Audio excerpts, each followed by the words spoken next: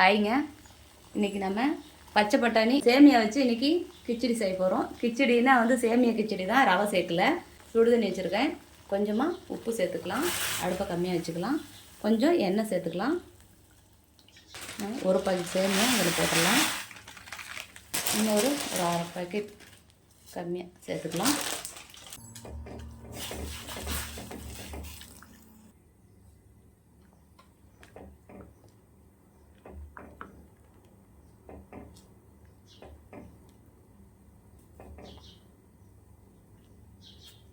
இந்த சேமியாவை எடுத்து நம்ம வடிச்சிக்கலாம்.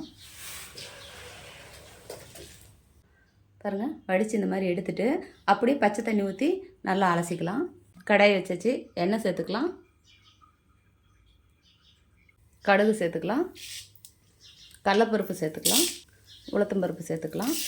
பெரிய டீஸ்பூனில் நான் உளுத்தம்பருப்பு சேர்த்துருக்கேன். ஏன்னா கொஞ்சம் உளுத்தம்பருப்பு ஜாஸ்தியாக இருந்தால் நல்லாயிருக்கும், அதனால் நான் உளுத்தம்பருப்பு சேர்த்துருக்கேன். அடுப்பை கம்மியாக வச்சு நல்லா கருகிராமல் கிளறி விடுங்க.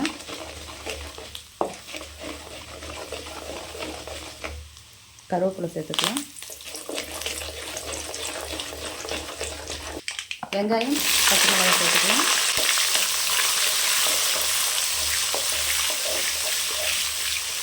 நான் ஒரு பாக்கெட் மேலே சும்மா ஒரு கை மட்டும்தான் சேர்த்துக்கிட்டேன். அதனால் இந்த அளவுக்கு நான் சேர்த்துருக்கேன். வெங்காயம் ஜாஸ்தியாக சேர்த்துக்கிட்டோம் அப்படின்னா நல்லா டேஸ்டியாக இருக்கும். உப்பு தேவையான அளவு உப்பு எடுத்துக்கலாம்.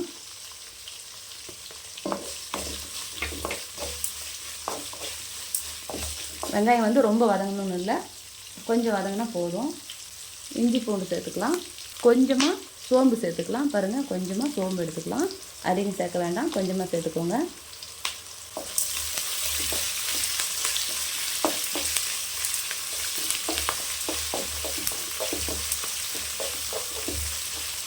நல்லா வதங்கட்டும். கேரட் சேர்த்துக்கலாம், ஒரு கேரட்டு. நல்லா பட்டாணி பாருங்கள், இந்த மாதிரி முளை கட்டின பட்டாணி, பியோர் பட்டாணி. நான் காயில் உரிச்ச பட்டாணி இது.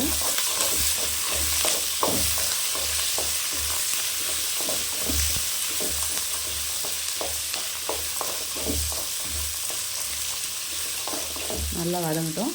நம்ம இந்த காய் வேக தண்ணி சேர்த்துக்கலாம்.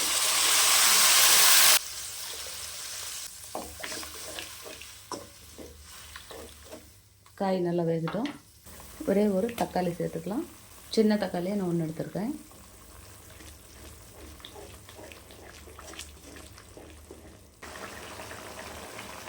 சேமியாவை சேர்த்துக்கலாம். தண்ணி இந்த அளவுக்கு இருக்கும்போது நம்ம சேமியா சேர்த்துக்கலாம். பாருங்கள், இது உதிர்ந்து வரணும். அதுக்காக தான் நம்ம சுடுதண்ணியில் அலசிட்டு நம்ம சுடுதண்ணியில் போட்டு ஊற வச்சுட்டு நம்ம பச்சை தண்ணியில் அலசுறது. இதனால தான்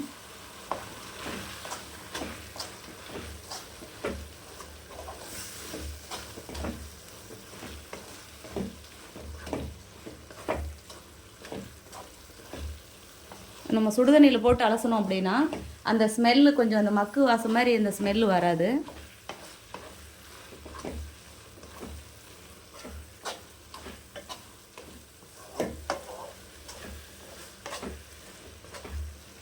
பாருங்கள், எவ்வளோ சூப்பராக எப்படி ஒதுங்கும். நல்லா ஒன்றோடு ஒன்று ஒட்டாமல் பார்த்தீங்களா எப்படி இருக்குன்னு.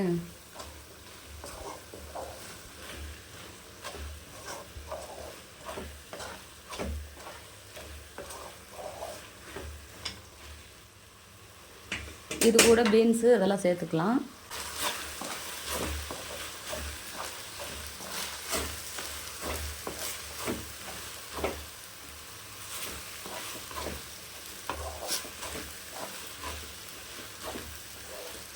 நாம் ஒரு பாக்கெட்டுக்கு நம்ம எதில் எடுக்கிறோமோ இதில் பாருங்கள், நான் ஒரு பாக்கெட்டுக்கு 1 டம்ளர் தண்ணி வச்சேன். நான் ஒரு பாக்கெட்டுக்கு மேலே ஒரு கை சேர்த்துக்கிட்டதுனால இதில் இன்னொரு அரை டம்ளர் தண்ணி வச்சேன், அவ்வளோதான். நம்ம சுடுதண்ணியில் போட்டு அலசிடுறோம் இல்லையா, அதனால் கம்மியாக வெந்தால் போதும், அதிகமாக வேக வேண்டியதில்லை. ரொம்பவும் வெந்தாலும் நல்லா இருக்காது. இப்படி உதிரி உதிரியாக இருந்தால் தான் நல்லா டேஸ்டியாக இருக்கும்.